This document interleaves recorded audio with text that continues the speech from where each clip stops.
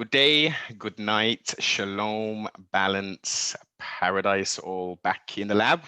One more again, drawing closer and closer to 2021. And as we can see, got a special one with me again, feminine energy. Definitely, definitely. I have with me Ronnetta Spencer, the daughter of the legendary Ronnie Spencer, mother, model, singer, and I think everything else in between. Welcome to the broadcast, C Star. How are we doing? I am doing beautiful. Beautiful to talk to you. Thank you very much for blessing the broadcast with yourself. Um, I think I've got you just at the right time because I can, with the talents that you have and the pedigree you come from, I can see nothing but success moving forward Thank on you. a wider scale, not just on a local scale, on a wider scale. Thank you so much. Thank you. Oh, I'm blushing. All good, sister. All good. Listen, before we even jump into you and jump into the DeLorean and go back in time, um, it's been a real crazy year, 2020, with this zombie apocalypse and stuff. Oh, Yeah. So, how have you been? How have you been affected? If so, trustfully not, but if you have, like, how has it been? What have you been doing? Talk us, try and paint a vivid picture of how your 2020 has been. well, 2020 definitely made me slow down because you can't do anything. You can't do any shows. It kind of stopped the fashion world to where we had to kind of reconsider and say, hey, let's do a virtual show. Um, as far as music, I'm actually grateful for the pandemic because I took a lot of time to actually sit down and focus on writing my album, which is getting ready to come out. But I took my time with it. It wasn't oh, well, you got 2 weeks to write an album. No, I got the whole year because there's literally nothing else to do but to sit, write, create, and let your imagination just go wildly with whatever you're doing. So 2020 was actually a blessing and a curse for me. So I don't know, you just kind of Yeah. weird living with masks and Mhm. walking around scared to sneeze, scared to do anything because you think someone's going to be like, oh, she has COVID. You've got So it. yeah. You're the one. You're the one. Well, Yeah. clearly, I mean, not clearly. Well, clearly, from what you've said, you've taken this opportunity and you've said, let me invest time in a certain area where ordinarily I'll be juggling so many different things. Let me work on a project and finish it, kind of Right. thing. So you've set yourself targets, goals, and deadlines, etc., and you've done it. So it seems quite a lot of people I've spoken to. It's been, as you say, it's been a tough, strange, interesting, Yeah. challenging, and all of the other words we could use to Think describe of. this Yeah. year. Yeah, but if you've done the right thing, you've tried your best to utilize time as wisely as possible, i.e., investing into self. Number one, that's the most important thing. Right. But Right. the bigger picture is how about reconnecting with some of those long lost cousins or the family member who's in a different state maybe or in a different country, Right. so just recreating and reestablishing bonds, and also being negative of sorts or positive depending on how you're looking at it, cutting Hmm. some of these baggage that we had on us for maybe 5-10 years, and you're thinking, wait a minute. And getting free of it. Yeah. Yes, totally.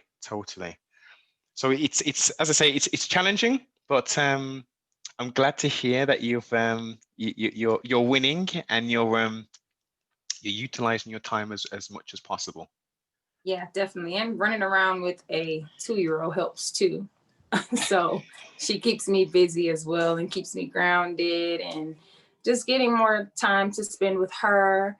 And hooey, she's awesome. She's an awesome kid. I love her to death. Bundles of energy these little ones are. Hmm. Give thanks. 2 years old as well. That's I guess the for me at least, that's the best age of sort, when they're starting to It really come is. into their own little self, and they've got a little personality, and you Yeah, know, she definitely does. She does. definite. Oh, You and blink and you miss it, because when you turn around, she's gonna be 8, and then she's gonna be 12, and then she's gonna be going to the like prom they and all didn't give this. us any instructions on how to just slow time down. They didn't give us any of that. They were just like, Mm. here's an angel, take care of her. And then next thing you know, she's off to college.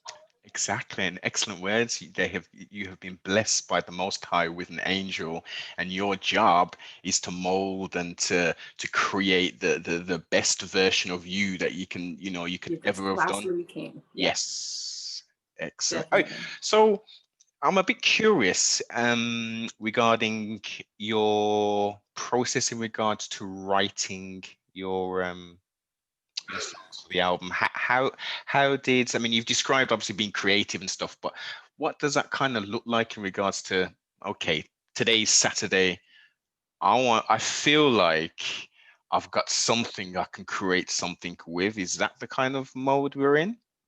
So I often think of my songs as my feelings and my thoughts. And some people think of them as, oh, there's a tree outside and it's beautiful outside. I'm going to write about how beautiful that is.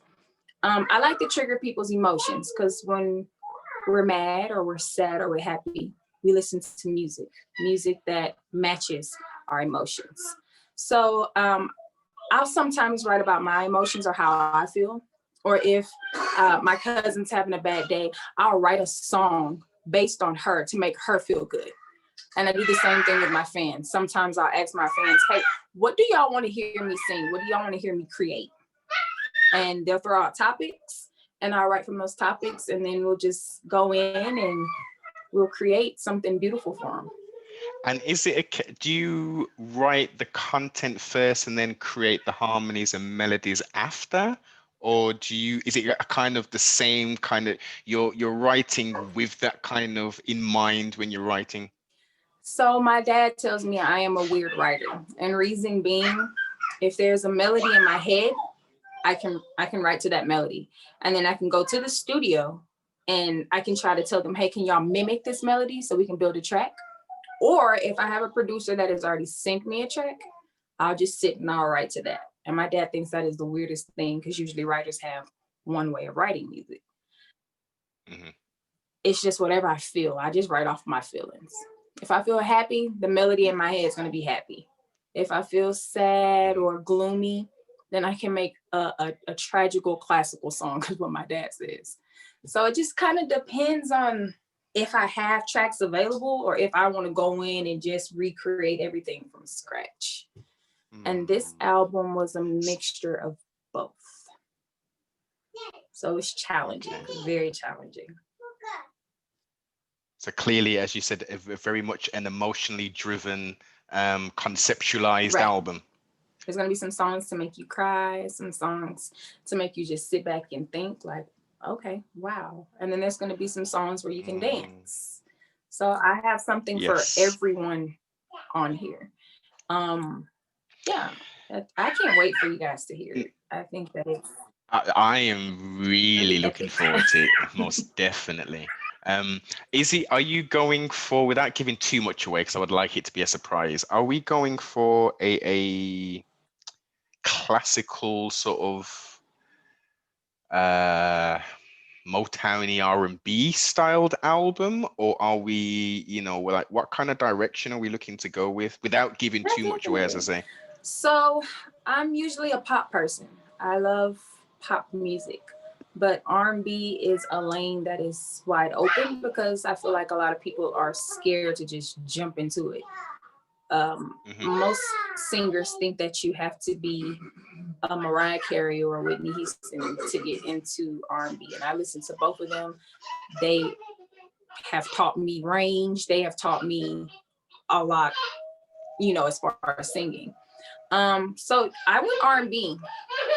Most people know that I can do the tunes that get stuck in your head, or I can come up with a catchy hook.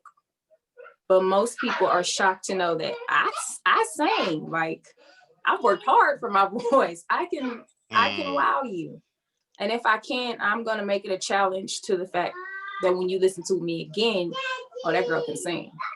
So yeah, mm. I'm definitely taking y'all down in the R&B lane with this album. Okay. And the very last thing on that, are there going to be any rapping features on the album, Mademoiselle? Yes, there is. And I'm Oh, excited for that. So I have 4 rappers. There is a rapper by the name of Queen Kazare. Phenomenal.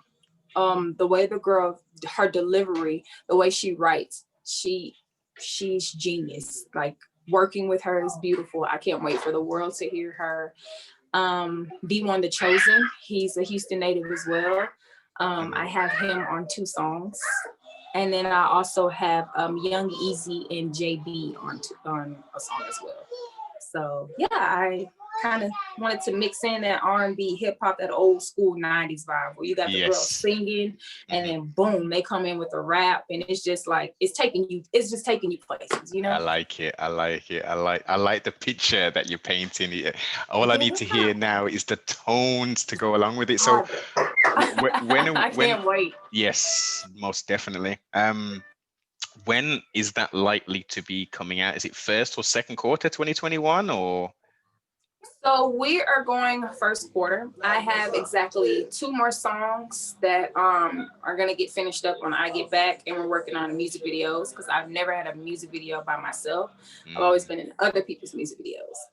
So we want to basically paint um, a visual. We also want to be able to just capture not only R&B but the hip hop side too with the rappers. mhm. So we really had to. They had to study too. I got a whole new team. Shout out to Big Pub. I'm with Pud Empire now. So we've been really, really, really taking our time to see how we're going to market this whole thing and make sure that I can capture both sides. Yes, merge the two together. I think, as you say, if you can encapsulate that sort of 90s feel.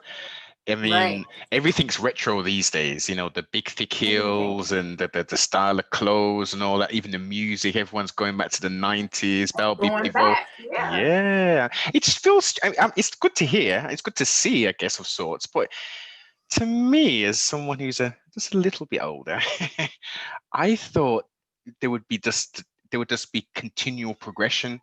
There'd be the odd 1 or 2 songs where someone would be paying homage to, to that era maybe, but I just thought there would be just continuous growth and new sounds and new styles, but Right. uh, not seeing it really. I mean, apart from this mumble rap stuff, I mean, if you want to, I guess you could call it a form of art. Yeah. I mean, everyone has their outlet. So I'm just gonna say that's an outlet. I mean, some of the mumble rap I enjoy. Some of it I'm just like, what? Is it okay? So let me dig in a little deeper with that then. So when you say that, is it the music that you enjoy, or is it the vocals that are laced up on top of the music? So I'm gonna say it amazes me, and this is why. I witnessed a rapper, and he was like, "Hey, I'm gonna do basically a mumble rap song." I was like, you like, okay, yeah." I mean, I'll sit in and listen to it.